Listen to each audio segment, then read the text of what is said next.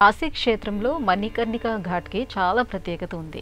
ఈ ప్రదేశానికి ఆ పేరు ఏ రకంగా వచ్చింది? కాశీలో ఉన్న ఘాట్లన్నీ హరిశ్చంద్ర ఘాట్ అని అవని ఇవని ఇట్లా పౌరాణికమైనవి, ఆ తర్వాత చారిత్రకమైనవి కూడా ఉన్నాయి. అంటే అక్కడ కృషి చేసినటువంటి ఆ దేవాలయ అభివృద్ధికి కాశీలో చేసిన మహారాజుల పేర్లు, మహారాణుల పేర్లు, వాటితో కూడా ఘాట్లు ఉన్నాయి. అహిల్యాబాయి ఘాట్ అని ఒకటి ఉంది.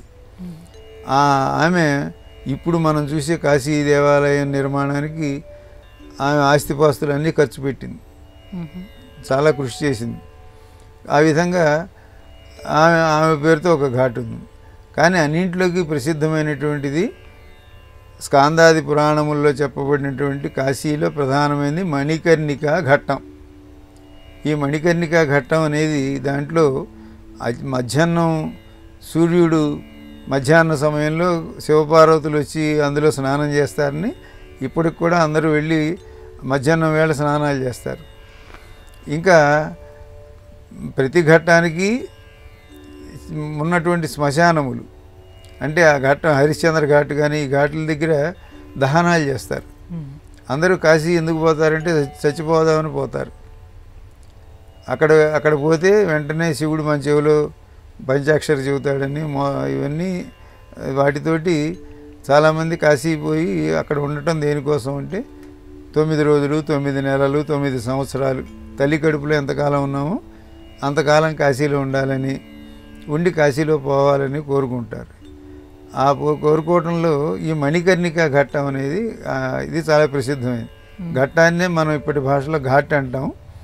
అంటే నది యొక్క ఆ ప్రదేశాన్ని ఘట్టము అంటాం. అక్కడ దిగి స్నానం చేసేందుకు వీలైన చోటు అనమాట. సతీదేవి దక్ష ప్రజాపతి యజ్ఞం చేసిన సమయంలో ఆవిడికి కోపం వచ్చి జరిగిన సమయంలో సతీదేవి పోయినప్పుడు ఆ సతీదేవిని ఈశ్వరుడు తీసుకుని ఆవిడ శరీరంలో అవయవాలన్నీ అన్ని చోట్ల పడ్డాయి. ఇవన్నీ శక్తిపీఠాలు అంటారు, శక్తి క్షేత్రాలు మనకి దేశంలో ఉన్న చోట్లన్నీ కూడా. అప్పుడు ఈ సతీదేవి యొక్క చెవి ఆభరణం, ఆమె చెవి ఇక్కడ పడింది.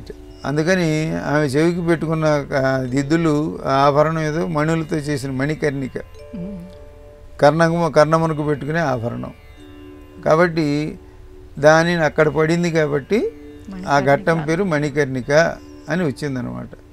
ఆ విధంగా అది అటువంటి శక్తిమయమైనటువంటి శక్తిపీఠంగాను శక్తి యొక్క ప్రభావం కలిగిన చోటుగా చెప్పబడుతూ ఉంటుంది.